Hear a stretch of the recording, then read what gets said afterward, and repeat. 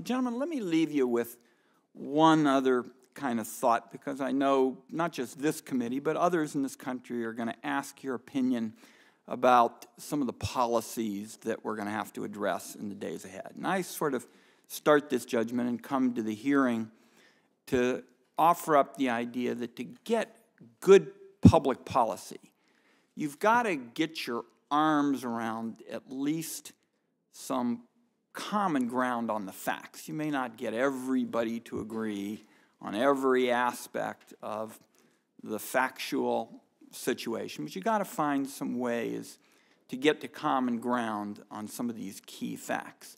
And in particular, I serve on the Intelligence Committee, for example, and I certainly share the judgment that Iran is part of this whole debate. There's no question about this. But I will tell you, I'm very reluctant to accept the idea that all of the risk is the situation in Iran. And that's, to a great extent, where you all have guided much of this discussion. You look, for example, at the fact that Goldman Sachs practically invented the Commodity Index Fund. I mean, these are people who know a lot about the impact of non-commercial investment.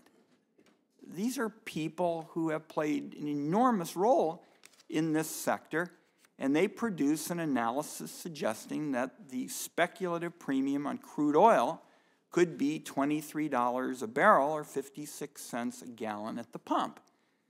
And you have the CEO of the largest oil company stating that speculation had increased the price of a barrel of oil by $20. So these are significant judgments. And I hope that as we go forward, we can continue to have this discussion. I understood that a number of you said that you hadn't had a chance to look thoroughly at these studies, and I respect that.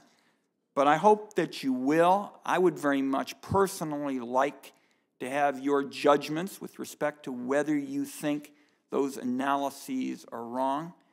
And I just want you to know, as somebody who's been on this committee for quite some time, I'm prepared to accept the proposition, based on my work here and on the Intelligence Committee, that the situation in Iran is certainly a part of this calculus.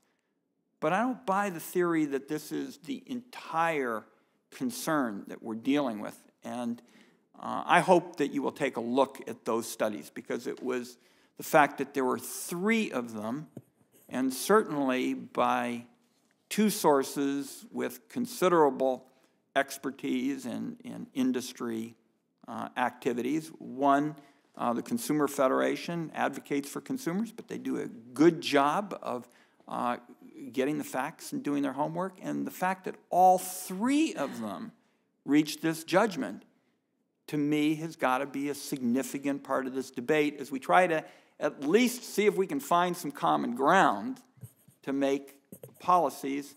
And I'm prepared, as part of that effort to make policy, to acknowledge there's no question that the situation in Iran is part of the debate. Dr. Yergin, your colleague got his hand up first, but we're happy to hear from both of you. Yeah, I just want to say that the EIA is actually very interested in this topic, and that's not that's very important to lay out. In 2009, we launched an Energy and Financial Markets Initiative, exactly with the aim of assessing the influences of financial activities in markets, such as speculation, hedging, investment, as well as our traditional fundamentals work. We've produced a website, Energy and Financial Markets, What Drives Crude Oil Prices.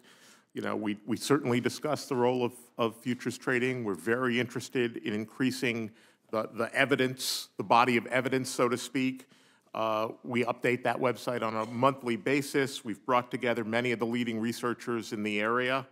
I know this paper by Professor Singleton, actually a former colleague of mine when I was at Carnegie Mellon. He's now out in California, but we brought him in. We brought the CFTC over. We work with them. We've held a couple of workshops. we need to improve our understanding of physical and financial market linkages, and we want to continue to collaborate with other federal agencies to improve both the data in this area, which is a lot of our mission, and the analysis in the area. So, you know, I want to really, that's a serious commitment. I know that I guess the nominee to be the administrator of EIA has been before this committee recently. He's very interested in this. He has great expertise in this area. I think it'll help us get more traction in this area. But this is not something we're ignoring. And certainly EIA has never said, like, it's all Iran or something. That is not our position. So I really appreciate you bringing up the issue. You know, it's a critical issue, and I want to be very clear about that. I mean, I'm not disrespecting that issue or dismissing it in any way. I do think the standard of proof that people apply does vary. I think what's important is to just get more evidence, and that's where EIA's role would be. Thank you. I think that the financialization of commodity markets, what you're describing, has really been quite marked since 2005, and so it is really important to understand it, and it affects the oil market.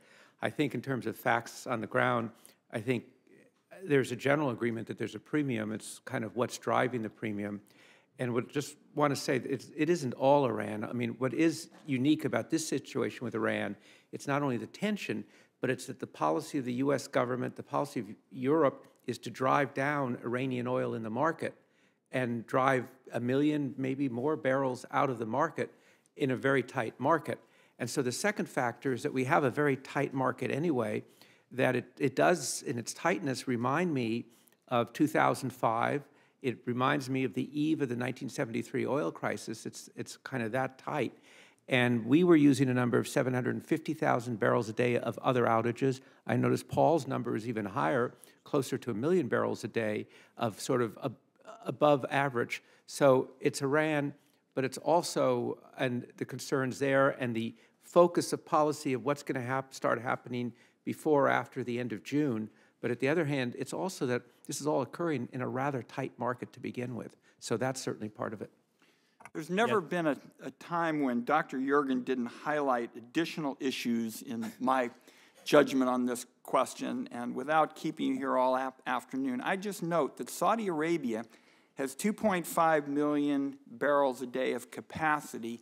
They're now engaged in a major drilling program to expand their capacity. Reuters is reporting they'll have 140 drill rigs operating in Saudi Arabia. So this conversation is obviously going to be continued on the question of capacity, on the question of Iran, on the question of speculation. But I want the four of you to walk out of here with a request from me that I would be very appreciative if you would analyze those three studies, the Goldman Sachs analysis, the Consumer Federation of America, and we can certainly get you the testimony that led the ExxonMobil CEO to offer the judgment that speculation had increased the price of a barrel of oil by $20. And I would like to hear from you four recognized authorities in the field whether you think those three studies are off base, because I'm stipulating to the fact that I think Iran's a factor.